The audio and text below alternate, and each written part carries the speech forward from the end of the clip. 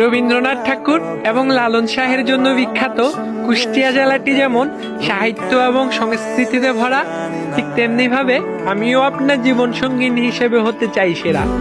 আমি আমার ভালোবাসার অনুভূতিগুলোকে ইসলামিক বিশ্ববিদ্যালয়ের মুক্ত বাংলা ভাস্কর্যের কারুকার্যের মতো আপনার মনে ফুটিয়ে তুলতে চাই।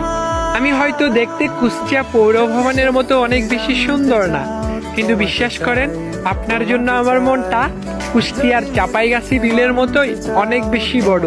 আমি কখনোই আপনার সাথে কুষ্টিয়ার শেখ কামাল স্টেডিয়ামের মতো করে খেলা করব না, আবার কুষ্টিয়ার ছেলে সালাউদ্দিন লাবলুর মতো কখনো আপনার সাথে আমি অভিনয় করব না।